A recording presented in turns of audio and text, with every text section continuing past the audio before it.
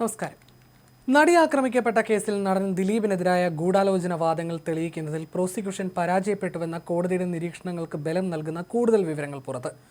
ദിലീപിന്റെ അറസ്റ്റിന് ശേഷവും ഫോൺ ഉപയോഗിച്ചതുൾപ്പെടെയുള്ള ദുരൂഹതകൾക്ക് തൃപ്തികരമായ മറുപടി നൽകാൻ അന്വേഷണ സംഘത്തിന് കഴിഞ്ഞില്ലെന്ന് കോടതി വിധിന്യായത്തിൽ ചൂണ്ടിക്കാട്ടി.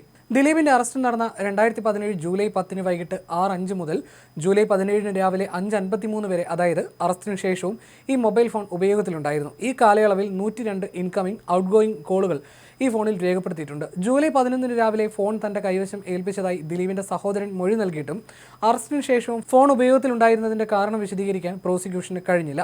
ഈ വൈരുദ്ധ്യത്തെക്കുറിച്ച് അന്വേഷണ ഉദ്യോഗസ്ഥൻ തൃപ്തികരമല്ലാത്തതും അടിസ്ഥാനമില്ലാത്തതുമായ ന്യായീകരണങ്ങളാണ് നൽകാൻ ശ്രമിച്ചതെന്ന് കോടതി വിമർശിച്ചു. പ്രതിയെ മജിസ്ട്രേറ്റിന് മുന്നിൽ ഹാജരാക്കുന്നതുവരെ ഫോൺ ഉപയോഗിച്ചത് എങ്ങനെയെന്ന് പ്രോസിക്യൂഷൻ വിശദീകരിച്ചിട്ടില്ലെന്നും കോടതി വ്യക്തമാക്കി. ചില പ്രമുഖരെ ഉൾപ്പെടുത്തി ദിലീപിനെ പൂട്ടണം എന്ന പേരിൽ വ്യാജ വാട്സപ്പ് ഗ്രൂപ്പ് ഉണ്ടാക്കി തനിക്കെതിരെ ഗൂഢാലോചന നടക്കുന്നു എന്ന് വരുത്തി തീർക്കാൻ ദിലീപ് ശ്രമിച്ചുവെന്നായിരുന്നു പ്രോസിക്യൂഷന്റെ മറ്റൊരു ആരോപണം. ചലച്ചിത്രകാരൻ ആഷിഖ് അബു, മാധ്യമപ്രവർത്തകൻ നികേഷ് കുമാർ, ബൈജു കൊട്ടാരക്കര, ADGP B സന്ധ്യ തുടങ്ങിയവരുടെ പേരുകൾ ഗ്രൂപ്പിൽ ഉൾപ്പെടുത്തിയാണ് ശക്തമായ ലോബി നടനെ കുടുക്കുന്നുവെന്ന് പൊതുബോധം സൃഷ്ടിക്കാൻ ശ്രമിച്ചതെന്ന് പ്രോസിക്യൂഷൻ വാദിച്ചു. എന്നാൽ ദിലീപാണ് ഈ വാട്സപ്പ് ഗ്രൂപ്പ് ഉണ്ടാക്കിയതെന്ന് സ്ഥാപിക്കുന്ന രേഖകളൊന്നും ഹാജരാക്കാൻ പ്രോസിക്യൂഷന് സാധിച്ചില്ലെന്ന് കോടതി കണ്ടെത്തി. ഗ്രൂപ്പിന്റെ സ്ക്രീൻഷോട്ട് കൈമാറിയ വ്യക്തിയെ പ്രോസിക്യൂഷൻ വിസ്തരിച്ചില്ല. അതിനാൽ ഈ ഗ്രൂപ്പ് ദിലീപിന്റെ സഹായത്തോടെയാണ് സൃഷ്ടിക്കപ്പെട്ടതെന്ന് സ്ഥാപിക്കാൻ കഴിയില്ലെന്നും കോടതി നിരീക്ഷിച്ചു.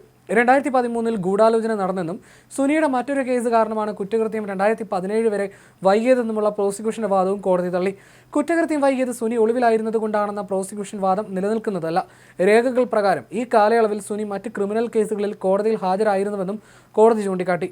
ദിലീപിനെതിരായ ഗൂഢാലോചന വാദങ്ങളിൽ പ്രോസിക്യൂഷൻ ഉന്നയിച്ച പ്രധാന തെളിവുകൾ പോലും സ്ഥാപിക്കുന്നതിൽ വന്ന വീഴ്ചകളും അന്വേഷണത്തിലെ അപാകതകളുമാണ് ദിലീപിനെ കുറ്റവിമുക്തനാക്കാൻ കാരണമായതെന്ന് വിധിന്യായം വ്യക്തമാക്കുന്നു. അതേസമയം കോടതി വിധിക്ക് ശേഷവും മാധ്യമങ്ങൾ തന്നെ വിടാതെ പിന്തുടർന്ന് ഉപദ്രവിക്കുന്നുവെന്നായിരുന്നു നടൻ ദിലീപ് ഇന്ന് പ്രതികരിച്ചത്. ശബരിമല ദർശനത്തിനെത്തിയപ്പോഴായിരുന്നു താരത്തിന്റെ പ്രതികരണം.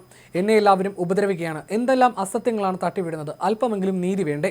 ഞാൻ അയ്യപ്പ ഭക്തനാണ്. കഴിഞ്ഞ വർഷം ദർശനത്തിന് വന്നപ്പോൾ ചെറിയ വിവാദമുണ്ടായി. ഇത്തവണ വഴിപാട് ബുക്ക് ചെയ്താണ് വന്നത്. അമ്മയ്ക്ക് തീരെ വയ്യ, 3 തവണ വീണു. ആരെയും തിരിച്ചറിയാൻ കഴിയാത്ത അവസ്ഥയാണ്. നോക്കാനായി ഒരാളെ ഏൽപ്പിച്ചിട്ടുണ്ട്. അമ്മയ്ക്ക് വേണ്ടി ഉച്ചപൂജാ സമയത്ത് പ്രത്യേകം പ്രാർത്ഥിക്കണമെന്ന് തന്ത്രി കണ്ഠരര് മഹേഷ് മോഹനരോട് അഭ്യർത്ഥിക്കാനാണ് കാത്തുനിന്നതെന്നും മാധ്യമങ്ങളുമായി സംസാരിക്കാൻ തയ്യാറാകാതെ ഒഴിഞ്ഞുമാറിയ ദിലീപ് തന്ത്രിയെ കാണാനായി കാത്തു നിൽക്കുമ്പോഴാണ് മനോരമയോട് മാത്രമായി സംസാരിക്കാൻ തയ്യാറായത്. രാവിലെ 8:30 ദിലീപ് പമ്പയിലെത്തിയത്. ഒപ്പമുള്ളവർക്കൊപ്പം പൊൻകുന്നത്ത് നിന്ന് കെട്ടുമുറുക്കിയാണ് നടനെത്തിയത്. പമ്പയിൽ നിന്ന് കാൽനടയായി മല കയറി സന്നിധാനത്തെത്തിയ ദിലീപ് ഇരുമുടിക്കെട്ടില്ലാത്തതിനാൽ സ്റ്റാഫ് ഗേറ്റ് വഴി സോപാനത്തെത്തി ദർശനം നടത്തുകയായിരുന്നു. ഗോപാലകൃഷ്ണൻ ഉത്രാടം എന്ന നാളിലാണ് ദിലീപ് ഉച്ചപൂജയ്ക്ക് ടിക്കറ്റ് എടുത്തത്. തുടർന്ന് മേൽശാന്തി, തന്ത്രി എന്നിവരെ കണ്ട് പൂജയുടെ വിവരങ്ങൾ അറിയിച്ചു.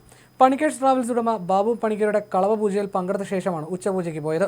സുഹൃത്ത് ശരത്, അഡ്വക്കേറ്റ് പ്രണവ്, ചെന്നൈയിലെ വ്യവസായി ശശികുമാർ എന്നിവരോടൊപ്പമാണ് ദിലീപ് ദർശനത്തിനെത്തിയത്.